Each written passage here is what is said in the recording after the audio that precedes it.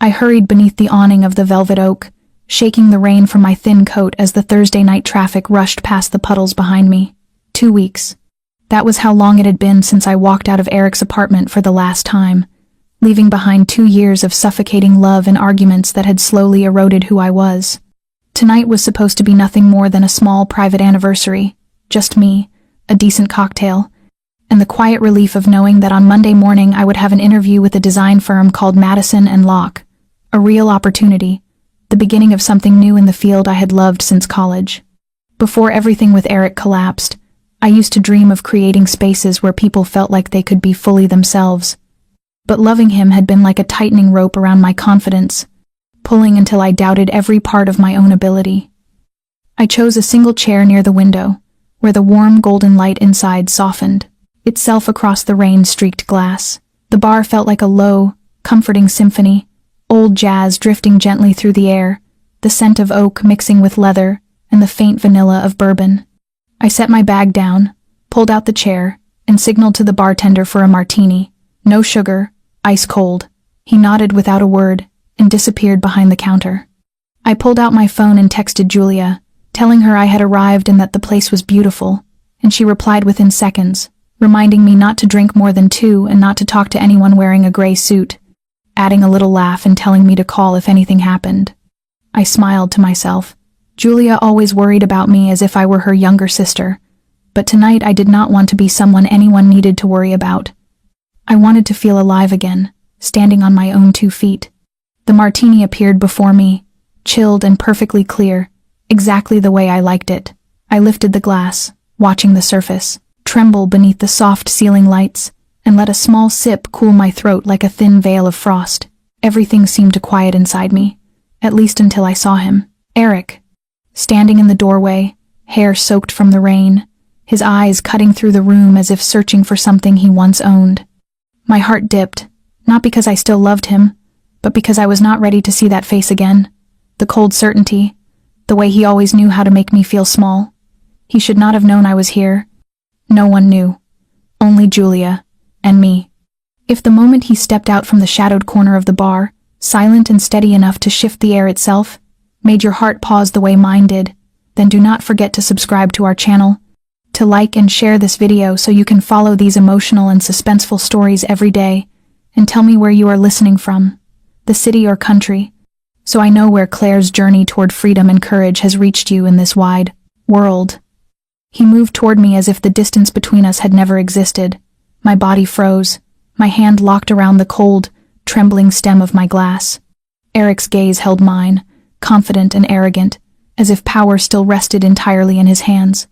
I wanted to turn away, to pretend I had not seen him, but he was already standing at my table, saying my name in that low voice touched with the familiar trace of cigarette smoke.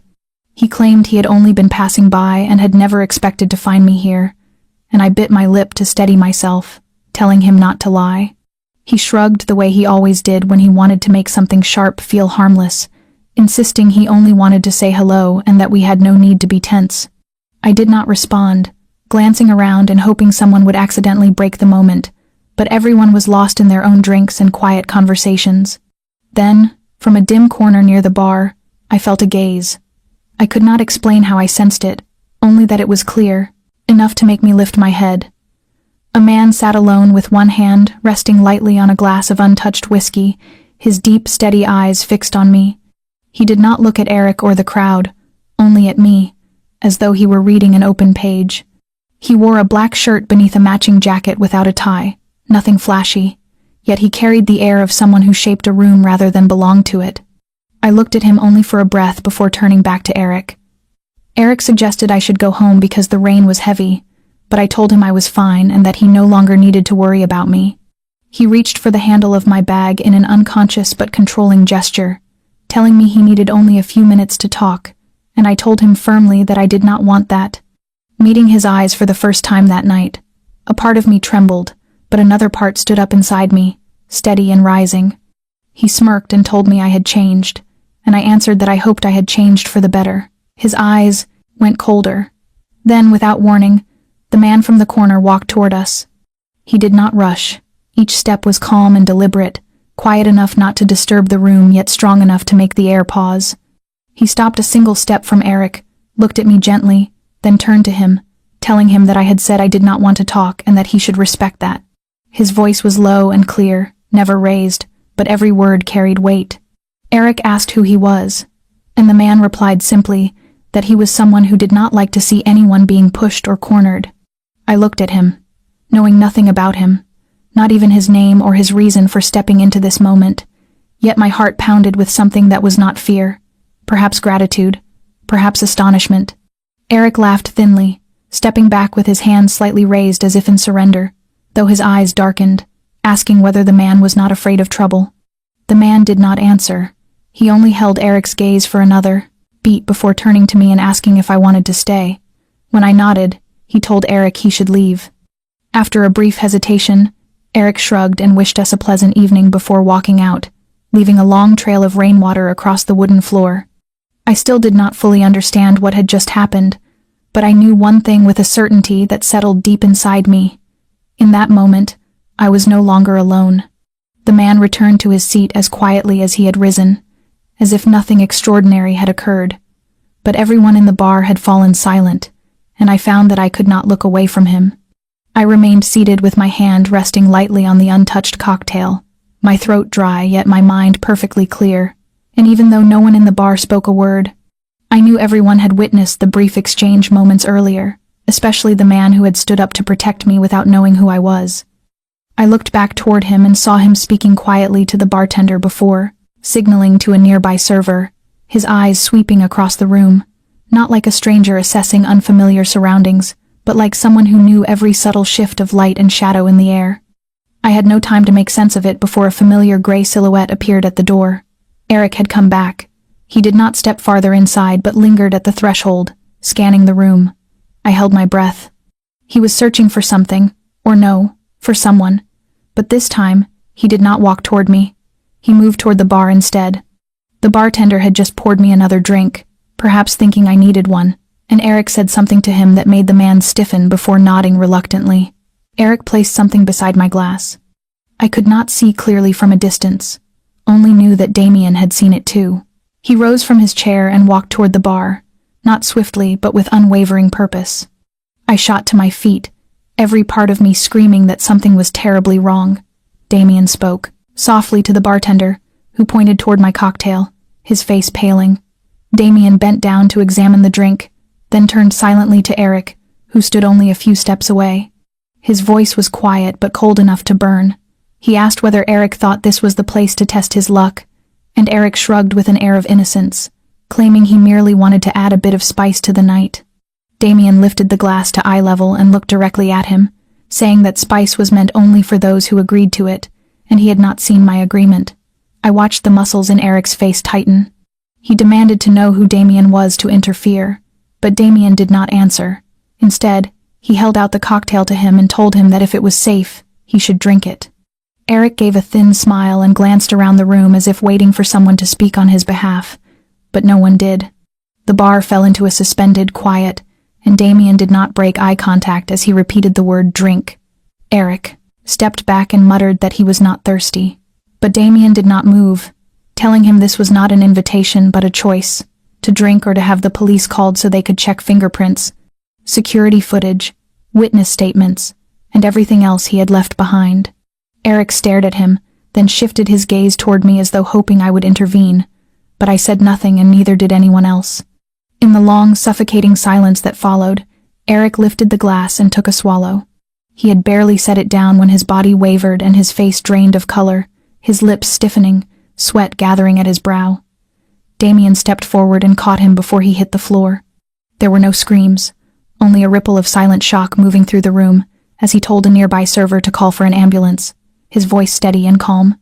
He placed Eric on his side and kept his head supported, murmuring that he was still breathing, faintly but enough. I could not look away. Damien showed no panic and no anger, only the composed certainty of someone who had long been accustomed to far darker situations. By the time the paramedics arrived, Eric had begun to convulse lightly, and when one of them asked Damien for his name, he replied that he was simply the person who had stopped a disaster. I saw respect flicker in the paramedic's eyes, Not because he viewed Damien as a hero, but because he recognized someone who had stepped in without wanting credit. Damien turned to me, offering just a single look without a word. Yet I knew from that moment on, nothing would ever be the same. I stood frozen in the corner of the bar, my hand gripping the strap of my bag without remembering when I had picked it up, and everything felt too fast, too cold, too real. Eric was carried out on a stretcher, the flashing blue and red lights outside shimmering across the ceiling like broken reflections of a storm. The room fell into a hush after the chaos, and Damien walked toward me with the same slow composure as before. But to me he now seemed like someone who had stepped out of an entirely different world. I had never seen anyone act the way he had, without trembling, without hesitation, without centering himself in the moment. He stood before me, not too close, and asked in a voice as gentle as a warm cloth laid over a frantic mind whether I was all right. I nodded out of reflex, then shook my head because I was neither fine nor falling apart, simply trembling, aware that the slightest touch might shatter me. Damien looked at me, not with pity but with quiet concern, and asked whether there was anyone who could come get me. I shook my head, feeling my eyes burn though. I fought to keep the tears from falling. He told me he could call a car to take me home, then paused as if weighing something carefully, and added that if I did not feel safe, he had an apartment nearby with security and a guard on duty where I could stay for a night until everything settled. I never stayed in a stranger's home, but I had also never had an ex-boyfriend attempt to drug me in front of a room full of people. All my old boundaries felt thin and useless. I looked at Damien, at his dark, steady eyes that held no pressure and only waited, and I gave a small nod.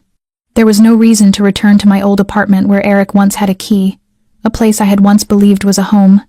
Damien simply nodded, gestured toward a side exit where a black car waited, and walked beside me without touching me, like a guide who understood the fragility of the moment.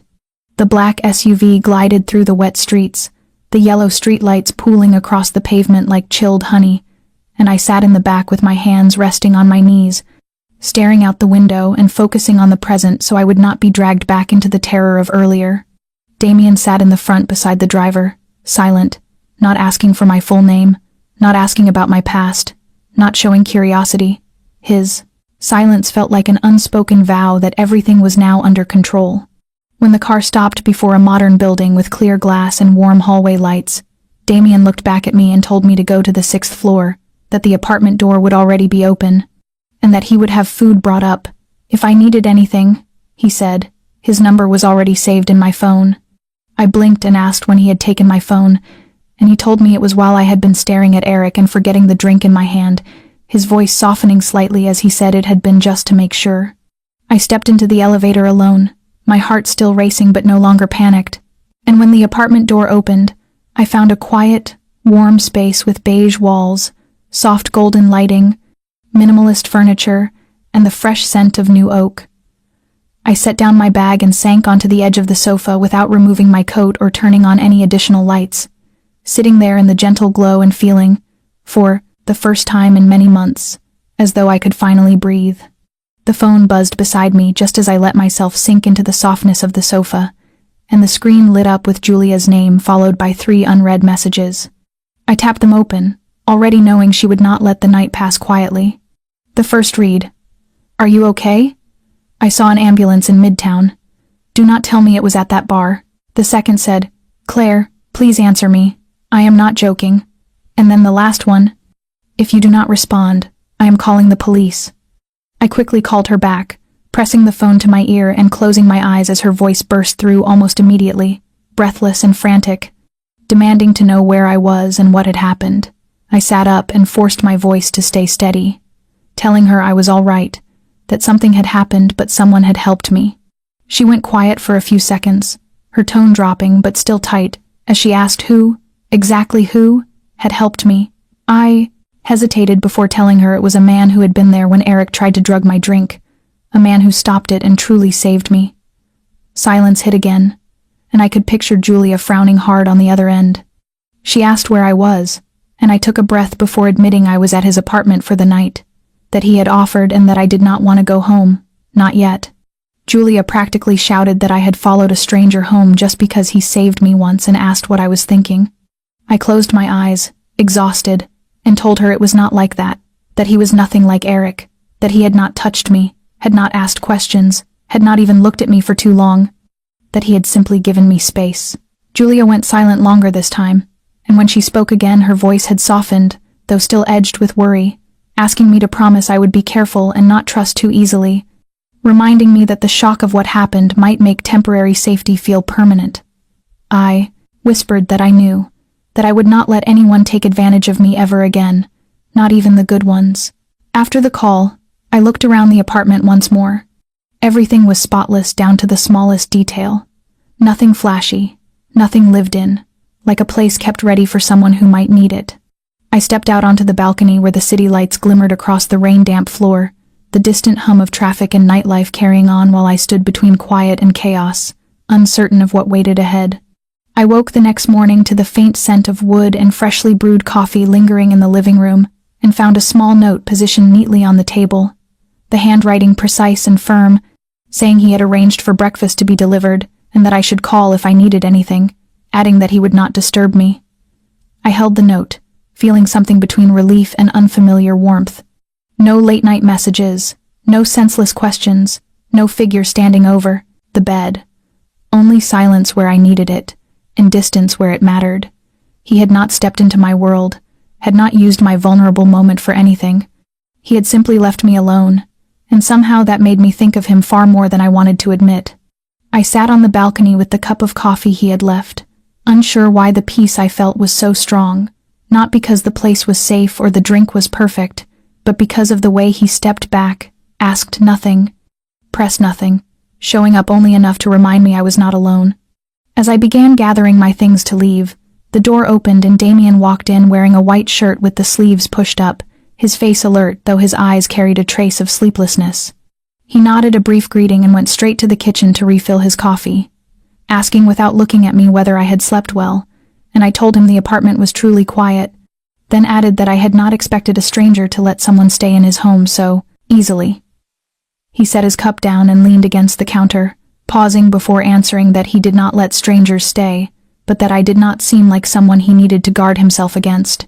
His words surprised me and I asked why, and for the first time since he entered he looked at me and told me he had met someone like Eric before, that he recognized the look in my eyes when I faced him, the fear hidden beneath a thin shell of strength, the same look his younger sister once had. I sat upright and repeated softly, "His sister," and he nodded, his gaze dimming as if opening a door he rarely touched, telling me her name was Elena and that she had been 6 years younger, and after their parents died he had been the one to care for her. They had grown up in a rough neighborhood, he said, but he always believed that being strong enough and hard enough would keep her safe. He fell silent a moment. I did not interrupt. Then he told me that when Elena was 19 she fell in love with a man nearly 10 years older, a man with money and sweet words who convinced her no one loved her the way he did, and by the time Damien sensed something was wrong, it was already too late. The man began to control every part of her life, her friends, her phone, even her clothes, and each time Damien asked, Elena insisted everything was fine and that he was overreacting. His voice thinned as he said he had been wrong to leave it alone. I swallowed hard. Damien continued without looking at me, telling me that one night Elena called him, her voice shaking, and he heard breaking objects and screaming in the background. He drove there in less than 10 minutes, but when he arrived the door was already open and the police had just reached the scene, and Elena lay on the floor with blood trailing from her head. My hand lifted to my mouth and I could not speak.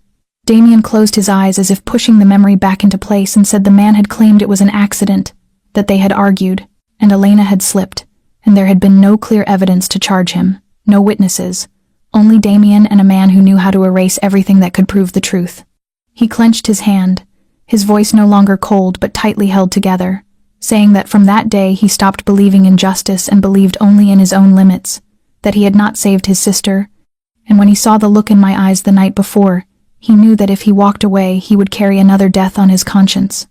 I looked at him then, seeing for the first time a crack in the armor he wore, realizing that the man who had seemed so controlled and distant was carrying a wound that had never healed. I placed my hand gently on the armrest and told him softly that I was grateful, not only for the night before, but for not staying silent the way so many others had. Damien did not respond. He only gave a slight nod before turning back to his coffee. but I knew that in the space between the unspoken words, a thin, fragile trust had begun to form, and he no longer felt like a stranger to me. I returned to the apartment that afternoon after a long walk around the neighborhood, my mind still spinning with the story of Elena. The images Damien had described clinging to my thoughts, as if each detail had found a way to anchor itself to the quiet corners of my consciousness. And I could not begin to imagine the helplessness of knowing your own sister was being abused and being unable to stop it until it was too late. A helplessness that struck too close to the feeling of being controlled and slowly suffocated by someone you once trusted. When I stepped inside, Damien stood before the large window with a phone in his hand, speaking to someone in Italian, his voice low and unhurried, yet carrying a decisive weight that was impossible not to notice. And when he ended the call and turned toward me, his expression was softer than it had been that morning, as he asked if my walk had gone well. I nodded and set my bag on the chair, telling him the air was fresher than I had expected, and he gave a faint smile before mentioning he suspected I had not eaten lunch. I admitted I had not, that I had not had the mind for it, and he walked toward the dining table, pulling a thin envelope from which he slid a small file. He told me he had a proposal, that if it felt too soon for me to go home or if I was not ready to leave the apartment, he could offer me a temporary option, a job. I frowned, unsure of what he meant, and he explained that he owned a restaurant a few blocks away called Bella Rosso, meaning Red Rose, a quiet place frequented mostly by regulars, people in the industry, or those who needed privacy, and that he thought I might be able to contribute there. I told him I was not a server, half joking and half serious, but he shook his head and said he knew that the restaurant had recently been redesigned, and he had noticed my sense of aesthetics, that I could help evaluate the space, adjust the layout, even offer suggestions for decoration and the overall guest experience. Not a permanent role unless I wanted it, but something he believed fit my interior design background.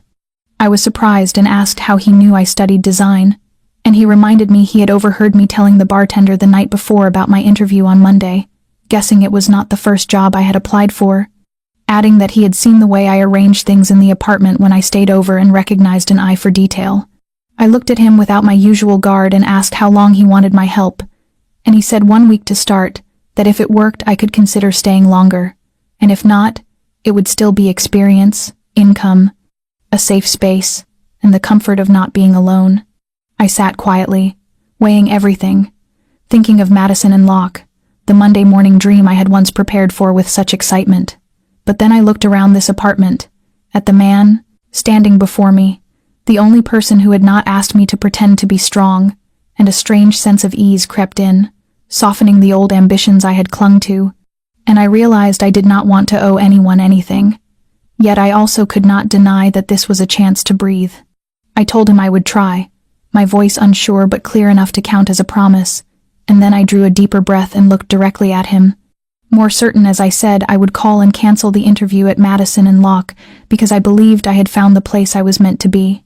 Damien nodded, surprise flickering briefly in his eyes before settling back into his usual calm composure, as if some part of him had quietly hoped for that answer.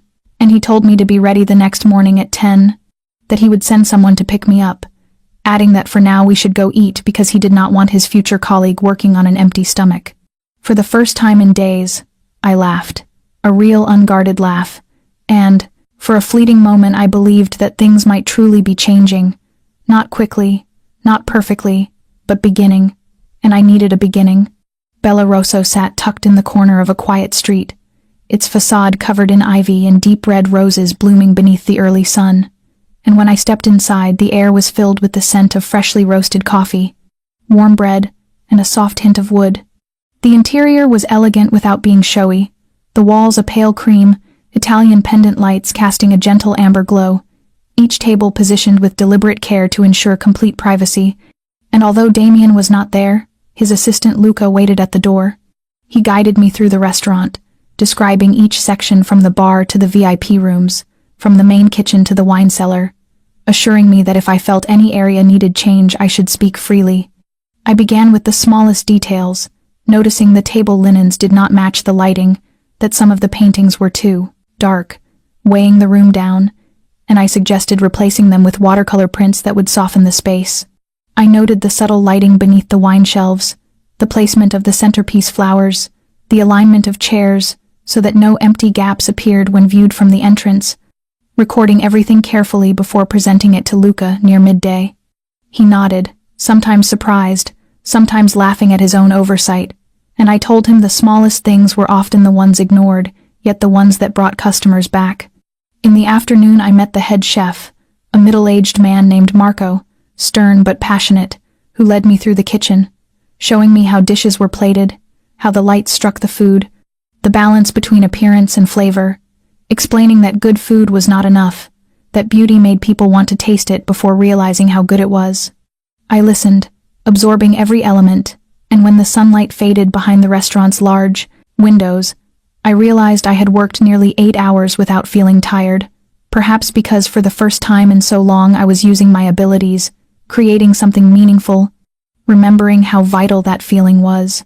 As I prepared to leave, Luca gestured for me to look toward the second floor, where Damien stood behind the large glass panel, with his hands in his pockets, watching every step I had taken throughout the day, saying nothing, never intruding, only observing, and I knew he had seen everything. I did not know why that mattered to me, but something in his gaze made me feel I was more than someone trying out a role. When I stepped out of Bella Rosso beneath the sky turning gray-blue, my heart felt strangely light, and although Damien did not appear, when I opened my bag to retrieve my phone I saw a message from his number. Just one simple line saying, "Better than I expected, thank you," and I stared at the words for a long moment before smiling softly, realizing I had stepped into another chapter of my life, a place where I was no longer defined by the past, but was beginning to be recognized for the person I was becoming. The news of Eric being released from the hospital reached me faster than I expected, arriving in a message from Julia at 9 in the morning. Only 3 short words that sent a cold shiver down my spine as she wrote that he was out, and I did not need to ask or confirm with anyone because a part of me had already known this would happen, that sooner or later he would return and find a way to get close to me again, since the law never held men like Eric for long, especially when there was no clear evidence and no willing witnesses aside from me and Damien. And Damien was not the kind of man who stepped into a courtroom, while I was simply a woman who had almost been drugged and saved by the sheer coincidence of another man being present at the right moment. I had no proof, no camera recording, no confession on tape, only memories and the chill that crawled up my spine every time I remembered the look in Eric's eyes that night. For several days after receiving the message, I tried to continue my work at Bella Rosso as if nothing had changed, filling my hours, adjusting the lighting in the VIP rooms, designing the new autumn menu, and working with Marco on how to present dishes for the upcoming holiday events. Yet, even in the midst of the busy kitchen and the constant flow of tasks, I felt watched. It was not the staff, and not the regular customers, but something colder, an unfamiliar gaze that clung to me like a shadow. One evening, as I left the restaurant, I saw a silver car idling a few meters from the entrance with its engine running and no one stepping out, and when I slowed and tried to see through the dark glass, the vehicle suddenly backed up and turned swiftly down another street, and in that instant, I knew I did not have much time left to prepare myself. I told Damien everything the following night as he was checking the wine storage, and he did not look surprised, only thoughtful as he nodded and said he had not expected Eric to stop easily, and after a long silence, he told me he would assign someone to watch me, but that it was only part of the solution, that I needed to know how to protect myself as well. When I asked if he meant learning to fight, he said I did not need to become an assassin, but at least needed the skill to make a man twice my size hesitate long enough for me to run, and I let out a faint laugh, not because it was funny, but because his practicality felt grounding. 2 days later, I started my first lesson with a woman named Maria, an old friend of Damien's who had once trained media figures in personal defense, tall and fast with no softness about her, except in her patient eyes when she looked at someone carrying trauma. The first lesson was how to break free from someone grabbing me from behind, how to drive my heel into an attacker's knee, how to use my voice to draw attention, and I had expected to be clumsy or frightened, but each time I managed to push Maria away, I felt a little more air enter my lungs, as if pressure inside me was releasing in small, steady pieces. Every day after work, I went to the basement studio of an old building where dim lights flickered over the space, and the echo of bodies striking pads filled the narrow room, and Maria never asked why I was there. She simply taught, letting me fight my way through my limits. Damien never appeared at the classes and never spoke about them, but I knew he was watching the progress closely, and one night when I finished training and turned on my phone, I saw a message from him saying only that I had shifted my weight correctly today. Good job. And I had no idea where he had been standing or how long he had been watching, but I smiled with sweat still sliding down my neck, because for the first time in months I did not feel weak, and I knew that whatever gaze Eric returned with, I would no longer be the Claire he used to know, because I was slowly becoming someone I could rely on. Before anyone said anything, I sensed tension thickening the air at Bella Rosso. As employees grew more cautious, conversations between shifts became shorter, and glances held a flicker of unease, while Marco, usually loud and fiery, lowered his voice whenever someone entered the kitchen, and Luca avoided me more often, passing me with an expression I could not read. I noticed more men in black suits appearing in the VIP rooms, ordering nothing, speaking to no one, sitting still and silent like shadows planted in the elegant space. And I told Damien what I had sensed one night, as we sat in his office on the second floor, with the city lights glittering behind the glass like thousands of broken shards. He poured me water before sitting across from me and asked if I had heard of the Bratva, and when I shook my head he explained it was a Russian Mafia branch firmly rooted along the east coast, not loud like in films but deep, and when they appeared somewhere, they did not need to speak threats. They only needed to be seen. I clasped my hands to steady my voice as I asked whether this was connected to Eric, and he nodded slightly, saying Eric had not acted alone and had protection, and that after the incident in the bar, some people felt humiliated and wanted to remind him he had stepped into their territory. I went quiet for a long moment before asking if I was part of that warning, and he did not answer immediately, only looked at me long enough for me to hear my own heartbeat pressing in my chest, and finally he said that if they believed I was his weak point, then yes. A coldness swept over me, and I stood to steady myself at the window, trying to breathe evenly, asking why he had not told me sooner, and Damien stepped forward but kept enough distance not to crowd me, saying he needed to be sure, and that he feared if I knew too early, I would run. I let out a small laugh with no real amusement, saying perhaps I still should, and he answered no with a voice as firm as steel, telling me I had learned to defend myself, that I had risen from a fall most people could not, and that they might threaten but would not act if they saw I was not afraid. I turned back to him and for the first time saw in Damien's eyes not only calculation but a buried anger held in tight restraint, and I understood that he was standing on a dangerous edge where a single misstep could bring everything down.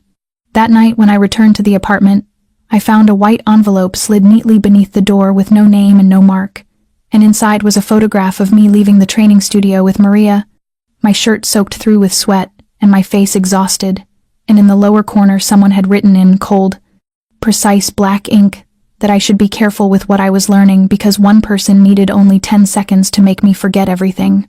I sank to the floor with the picture trembling in my hand as old fear surged up like a tide, threatening to smother everything I had rebuilt.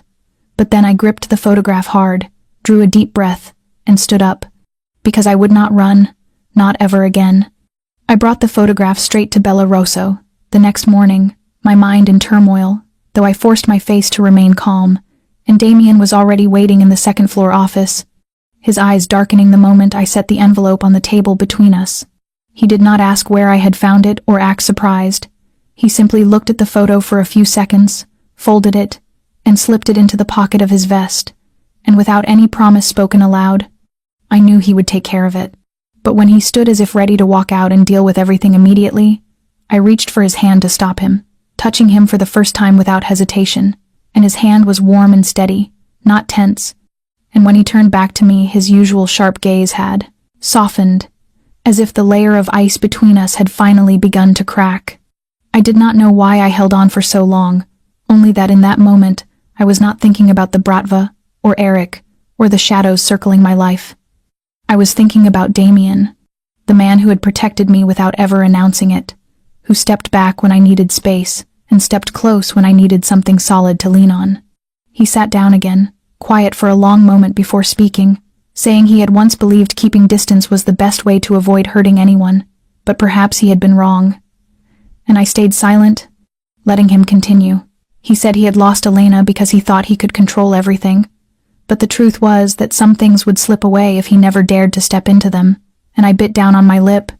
my throat tightening as I told him he had not lost me, not as long as I was still here. He raised his hand slowly, touching my chin and lifting my face toward his, with no force, no urgency, only the unspoken question in his eyes to make sure I was not afraid, and I was not.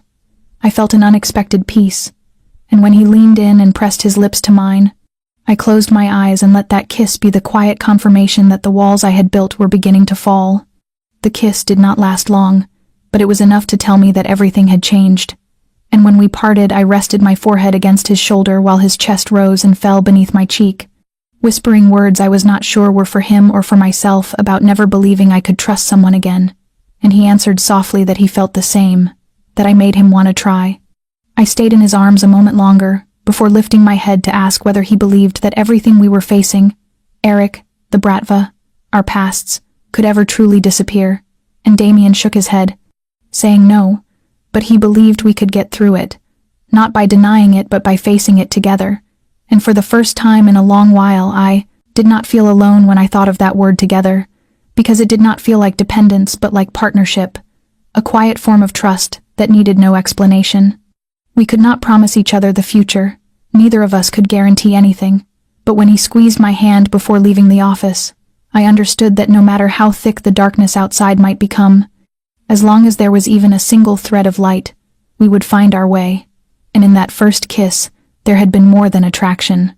There had been the beginning of something deeper, a new start chosen not out of fear but out of willingness to stay. The meeting took place on a gloomy evening with heavy clouds hanging low over the sky as if warning us of what was coming, in a third-floor office of an old building behind Bella Rosso, a place no one entered without an invitation, where Damien gathered the closest people he trusted. I sat between Luca and Maria, the only two besides Damien whom I trusted in this circle that no longer felt safe, and on the table a map of the city lay open, marked with small red dots where unfamiliar men had appeared in recent weeks. Damien stood by the window with his hands in his pockets, his eyes on the street below, though his mind was clearly elsewhere. And when he turned back, his voice was steady as he explained that the Bratva did not attack directly, but preferred to grind people down with messages and psychological pressure, and when that was not enough, they changed tactics. Luca nodded and pulled another envelope from his case, revealing more photos of me taken from a distance at multiple angles and locations, some from inside the training studio, some outside the supermarket, and worse, one taken as I stood in front of Damien's apartment. My hands tightened as I fought to keep my expression steady, and Maria placed her hand on my shoulder without words, offering the quiet support of someone who understood, and Damien looked at me without turning away this time, telling me the Bratva were focusing on me because they believed I was his weakness, and that we would make them believe it was true. I understood immediately and asked again for clarity, and he confirmed it, saying we would use me as bait, but not recklessly. We would create a situation tempting enough for them to expose themselves, a public event with media presence and our people embedded, an evening where they would think I was unprotected and would make their move. I looked around the room and felt the weight of their attention, not pressure but waiting, knowing no one would force me if I refused, and yet knowing that if I agreed I would no longer be standing behind anyone but at the center, both target and key to the plan. I straightened and said calmly that if I did this, I needed thorough preparation, every step, every person around me, because I refused to become a burden in their fight, and Damien nodded with a faint tilt of a smile, saying, I had never been a burden, only someone they underestimated, which was our advantage. The plan took shape over a meeting that lasted more than 2 hours, a charity gala at Bella Rosso attended by business and media figures, where I would be the guest of honor, presented as the designer of the restaurant's new space, a role that was true but would now be layered with dangerous meaning, because every step, every handshake, every glance would be a test.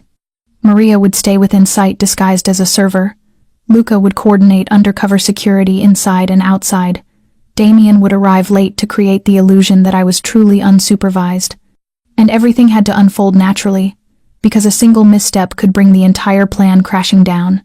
When the meeting ended, Damien kept me back, and we stood alone in the dim hallway with the old tiled floor and the flickering fluorescent light above us as he asked if I was certain, no longer the strategist but a man worried for someone he cared about, and I met his eyes and told him I had once been so afraid of Eric that I could not open my own windows, and now I wanted to be the one who opened that door and let them see I was not hiding anymore.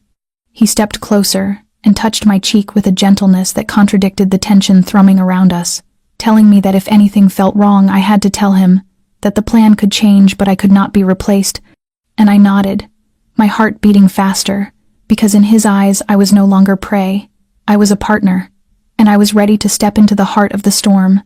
The lights of Bellarosso shimmered more beautifully than ever that night, warm golden strands wrapped around the window frames, casting a gentle, elegant glow across the street, and the cool autumn air made the dark sapphire silk of my dress sway faintly with every step.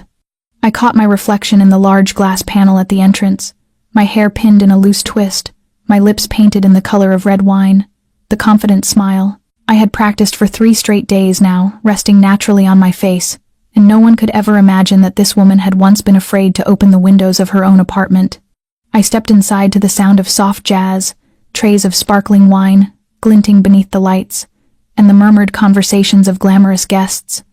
And from across the room Luca stood in his corner with a tiny earpiece, his eyes moving through the crowd with quiet vigilance, while Maria, dressed in a server's uniform, carried drinks between tables with the calm face of a woman blending effortlessly into her surroundings. Everyone was in position. I was the centerpiece. I had to be the centerpiece. I walked past small clusters of guests, shaking hands, offering warm greetings, sharing light stories about interior design, about Italian palettes, and the inspiration I had drawn from the classical paintings of Florence. Smiling at the right moments, tilting my head just enough, my gaze steady but never sharp, every movement an impeccably rehearsed performance. I could feel a tension gathering around me, not only from the invited guests, but from those hiding in the shadows, and I did not need to turn to know that one of them was watching me closely. A tall, thin man in a silver-gray suit I had never seen at any previous event, who neither drank nor spoke to anyone, who only watched me and occasionally touched the button on his vest, where a communication device was almost certainly hidden. I walked toward the wine display where Maria had discreetly placed a large floral arrangement as our prearranged signal, took a glass, tilted my head as if searching for someone to toast, and scanned the room for Damien. He had not arrived yet, exactly as planned. I turned so the light fell across my cheekbone at an elegant angle, like stepping out of a vintage Italian portrait, and that was when the man began to move, peeling away from the wall, walking with slow, deliberate intent, and I could hear my heartbeat knocking through the heavy air, as though the entire room had paused its breath.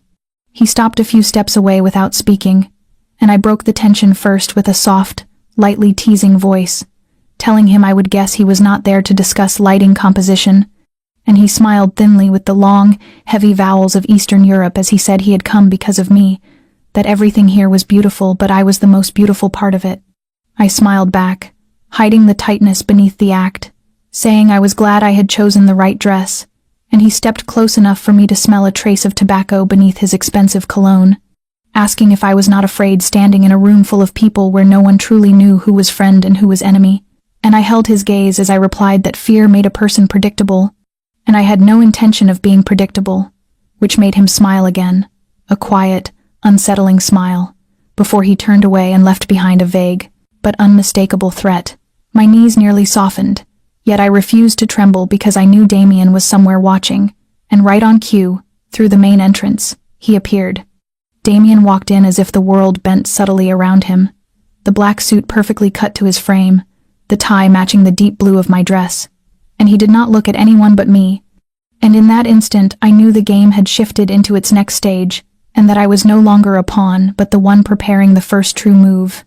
The man in the silver-gray suit reacted immediately, not with retreat but with an alertness like a predator sensing a stronger rival entering the field, and he slipped into the crowd with a cold ripple of tension that ran straight down my spine. I stepped backward toward the wine bar, reassessing the positions of Maria and Luca, and everything still appeared in order, yet I did not expect that at that very moment Eric would emerge. He did not try to hide himself, wearing the same smug smile, the charcoal suit perfectly tailored, and a gaze that made my stomach twist. He stepped out from a side door linked to the back hallway of Bellarosso, a passage only staff were allowed to use, and before the question of how he had slipped through security fully formed in my mind, he was already in front of me with that low, poisonous voice curling around my ear as he remarked that I always had a way of drawing attention. I went rigid but betrayed nothing, keeping the calm Maria had taught me as my eyes searched for any sign from the security team. Yet no one came, not a single movement, and I understood then that he had orchestrated my isolation with precision.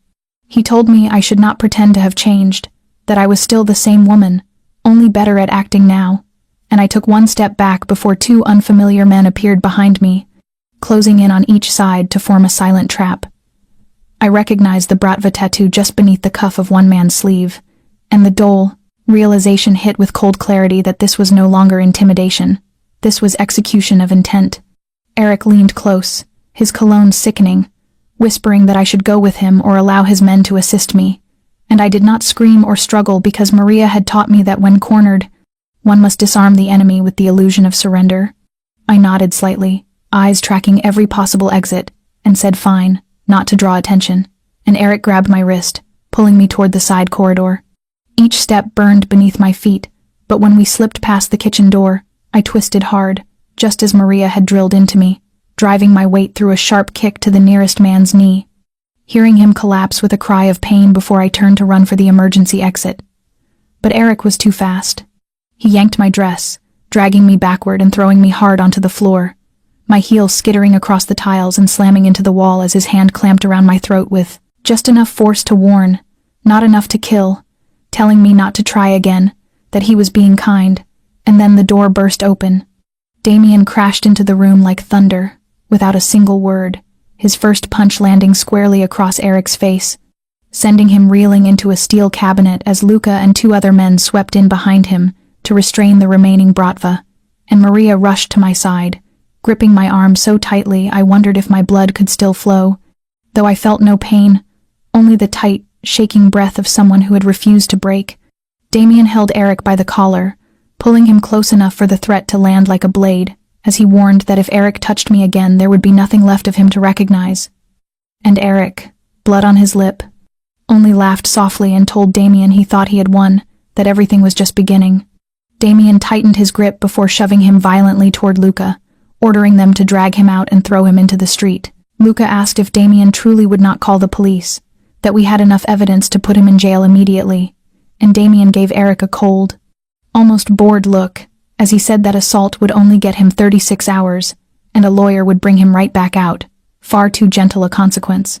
He stepped in front of me, blocking Eric's view but letting his voice carry so Eric could hear, as he said he wanted more than that he wanted the rotten root behind him, and that letting him go was the only way to make him drop his guard and lead them to the money laundering trap already in place, where no one would be able to pull him out again. Eric glared but said nothing as Luca muffled his mouth and dragged him down the back corridor. When the chaos finally quieted, I remained standing in the center of the kitchen, my heart pounding wildly but my gaze no longer filled with fear. I had been dragged toward the darkness, but this time I had not fallen. I had fought back, and for the first time, I knew I was ready for whatever would come next.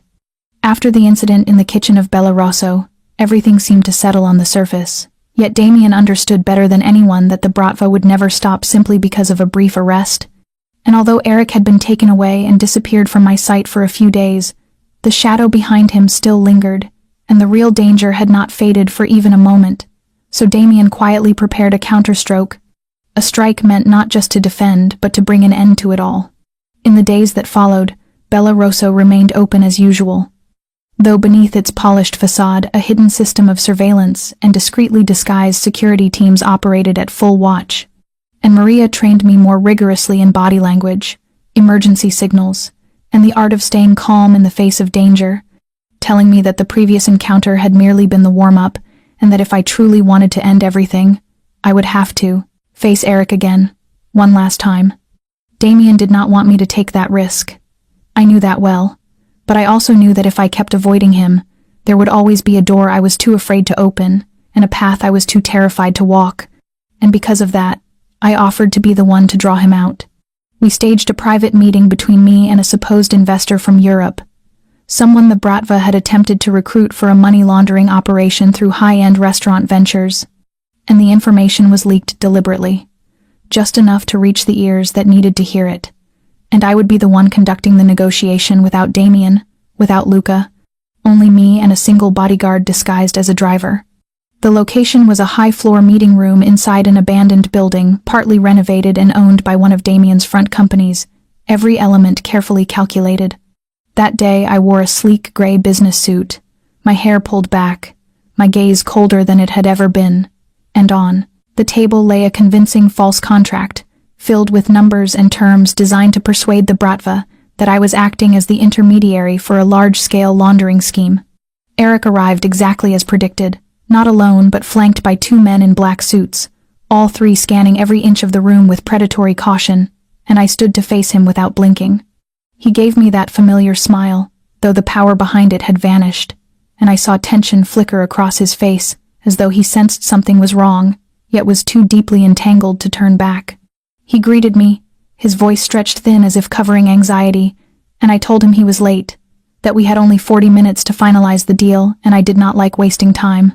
He raised a brow and sat across from me while his men hovered like shadows, and he commented on how much I had changed, promising that soon things would return to the way they were, and I met his eyes as I told him no, nothing would ever be the same, again.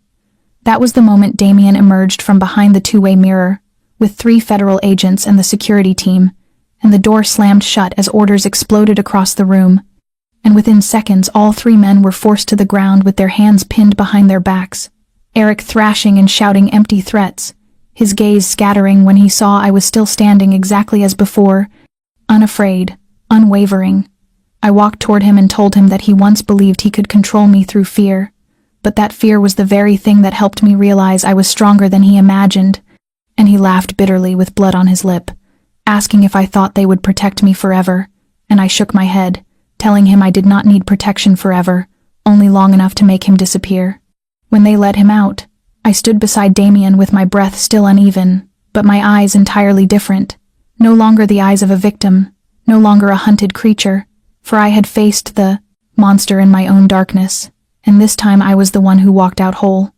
The days after the ordeal passed as if someone had quietly turned down the world's clock, and gradually I stopped looking over my shoulder every time I stepped outside, no longer spotting shadows lingering across the street or receiving late-night messages from unknown numbers. And though freedom first felt strange and almost unreal, slowly I learned to trust that it was real. Damien changed as well.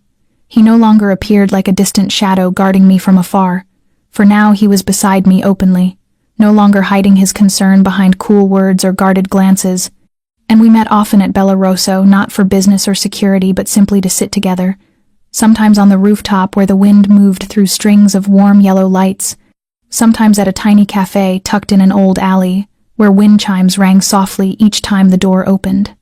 Damien spoke less than before, but every word he chose was steady, full of quiet meaning, and he told me stories of the early days building Bella Rosso, the near failures, the losses, the choices that almost cost him everything, and he no longer hid anything from me.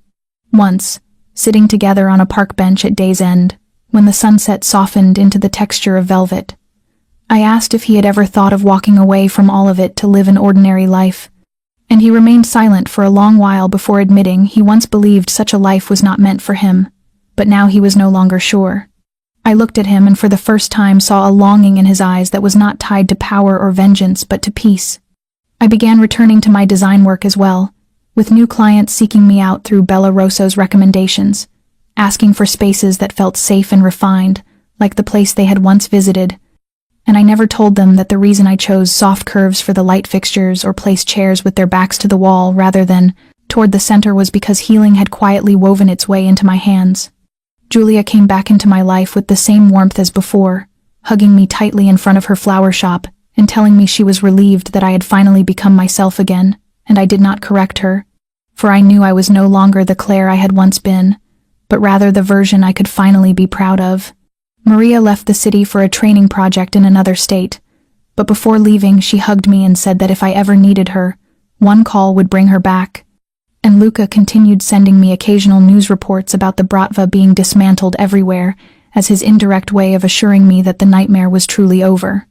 One evening, as Damien and I sat in his kitchen, where the warm light from the hanging lamp glowed against glasses of red wine, I told him I still was not used to the silence, and he looked at me, placed his hand over mine, and said that silence was not something I had to get. I used to. It was the reward. I smiled, leaning into his shoulder, listening to the steady rhythm of his heartbeat, like a quiet soundtrack for these new gentle days. And in that moment I understood that although our journey had begun in darkness filled with danger and pain, its destination was a place with the softest light, a place safe enough for us to set down our guard and peaceful enough to begin again.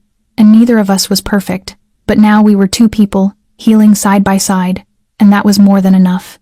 The news of Julia's engagement arrived on a gentle Saturday morning while I was making coffee in a sunlit kitchen, and when her video call appeared on my screen, her face radiant and her hand lifted proudly to show the ring glittering beneath the light, I let out a small scream of joy, nearly spilling my cup as I shot up from my chair with a racing heart, as if I were the one who had just been proposed to, and Julia laughed softly through the screen, her eyes bright as though nothing heavy had ever rested on her shoulders. The man she was going to marry was Noah, a quiet and sincere architect who had been by her side for 2 years without ever needing to be loud about it, and I remembered the first time I met him at her flower shop, the way he gently repositioned the orchids a customer had knocked over, then slipped Julia a cup of warm tea after she dealt with someone difficult. A man who impressed not with words but with the small, steady kindnesses that last longer than any performance. They would hold their engagement party in the back garden of her shop, where the vines bloomed in deep violet in April, and the scent of lavender drifted through the air like a blessing offered by the earth itself, and I promised to help her plan it, mapping out the seating, sketching the layout, choosing each detail so the atmosphere remained simple yet heartfelt, and the process felt like its own kind of healing as I watched Julia smile more often, standing among crates of white roses and whispering thoughtfully about candlelight and sunset hues, while I saw myself too, not the Claire who once shrank inside an old coat and avoided every pair of eyes, but the Claire who held a color palette and a tape measure, confident about where every detail needed to go in order to build a setting worthy of someone's joy. Damien brought me to the party on an evening dusted with light rain, sharing a large umbrella while the cool air wrapped around us and his hand never left mine, and Julia embraced me the moment I stepped inside, her arms smelling of fresh grass and candle wax, the small squeeze saying everything she didn't need to put into words, gratitude that I was here, that we had both made it through our storms, and still had enough light left to smile. The engagement was simple yet deeply moving, with Noah making his promise in a steady, warm voice, and Julia's eyes filling with tears as he slipped the ring onto her finger, and some guests cried. Others clapped endlessly, while I stood among them feeling warmth reach into the deepest part of my chest, not only because Julia was happy, but because I could be happy for someone else freely, without fear or hesitation.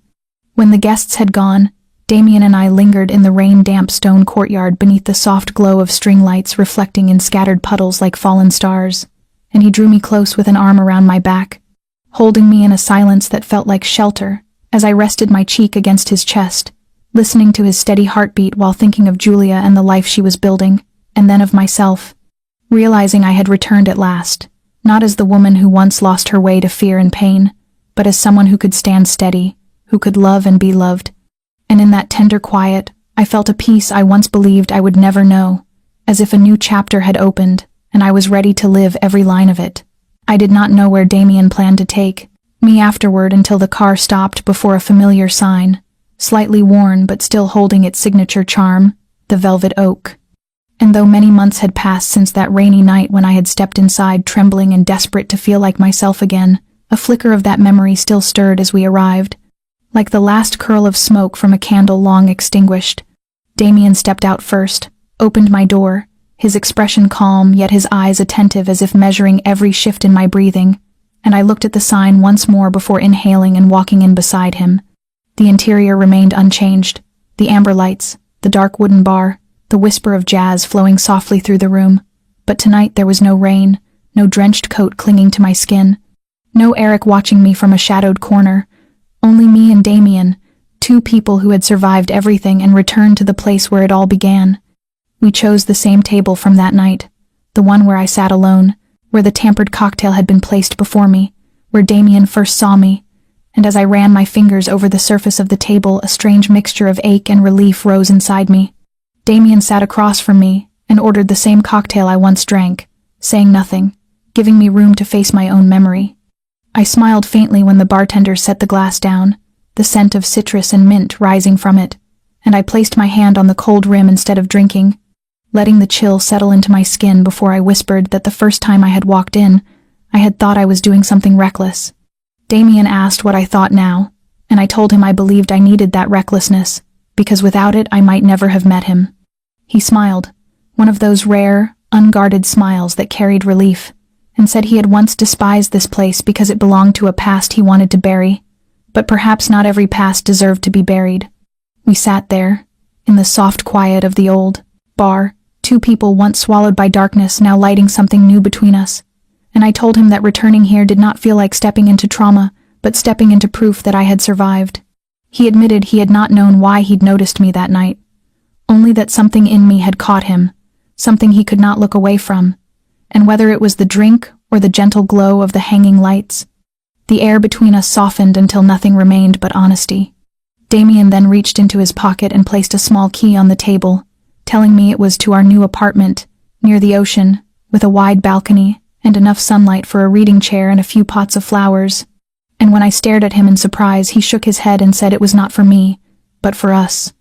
I looked at the key, and then at him as a swell of unnamed emotion rose inside me, and instead of answering immediately, I lifted the glass to take a slow sip, discovering the drink tasted softer than I remembered, or perhaps it was simply that the bitterness no longer clung to my throat.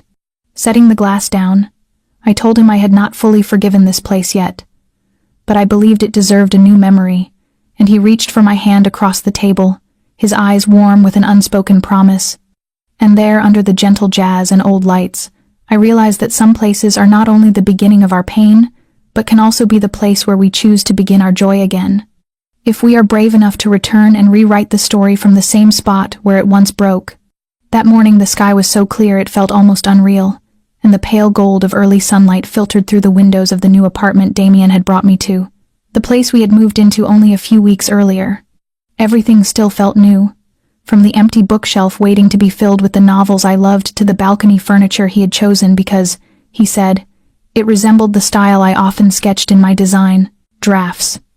Damien had risen before me, a rare occurrence on days without tense meetings or security concerns, and he prepared breakfast, soft-scented eggs, toasted bread, and black coffee, with a small vase of lavender on the table, the light purple blooms carrying a breath of spring. I stepped out onto the balcony with my cup, looking toward the glittering line of the distant ocean, and Damien followed, placing his hand on my shoulder, standing silently beside me as we gazed into the endless expanse ahead. The moment was so peaceful I thought nothing could make it more extraordinary. But then he turned, stepped back inside for a moment, and when he returned, he held a deep blue velvet box in his hand. I turned, barely having time to react before he sank to one knee, his eyes lifted to mine as if there were no one else left in the world. "Claire," he said softly, "I once believed I did not deserve anything beautiful. I lived in the dark for so long that I forgot what the light felt like. Then you came in, not to save me, but to remind me the light was still there, that even someone like me could be loved. You are strong, but you are also kind and patient. You make me want to be a better man, not because I need redemption, but because I want to be worthy of your love." He opened the box, revealing a simple ring, not large or showy, just elegant and graceful, much like the quiet way I smiled whenever I saw a young plant pushing through the soil at the window.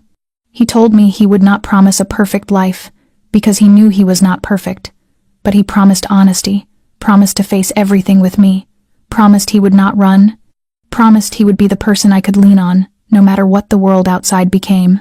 "Claire," he said, "will you help me continue this story, not as a memoir, but as a beginning, a new chapter where you are not just part of my life, but the person I call family?" I stood frozen, my heart breaking open in the most tender way, tears slipping down my cheeks uncontrollably.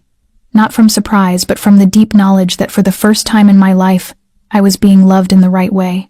Without conditions, without fear, not by someone trying to control me or fill their own emptiness, but by someone who saw who I truly was, both the fractures and the light. I knelt down with him, placing my hand over his, the one holding the ring, and whispered that I had once believed happiness was a luxury meant for other people, that survival alone was all I was allowed. But he had taught me that to live was not merely to breathe, but to feel, to dream, to trust again. And if there was anyone I wanted beside me, no matter what uncertainties waited ahead, it was him. I told him I could not promise I would always be strong, but I promised I would not let go, and I said yes, I would be his wife.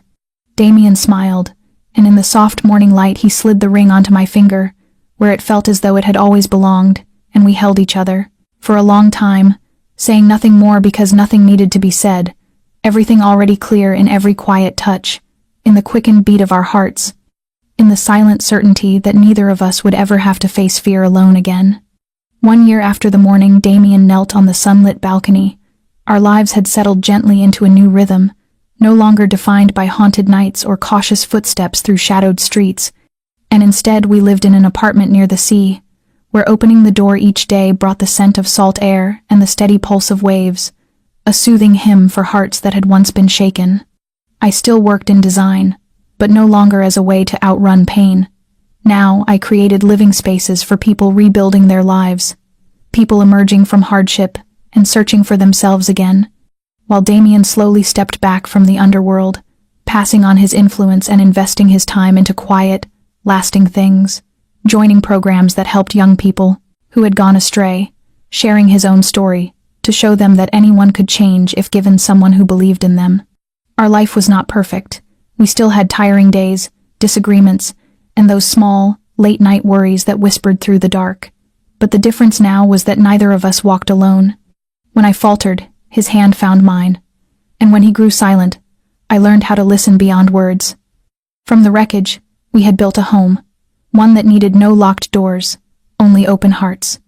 The story of Claire and Damien was not only a journey out of pain, it was a reminder that sometimes the light appears in the place that once held the deepest darkness, and you do not need to be strong immediately. You only need not give up. Happiness is not a grand destination everyone can see. It is made of the small, repeated moments of every day, a gentle look, a shared meal, an embrace in the middle of an emotional storm.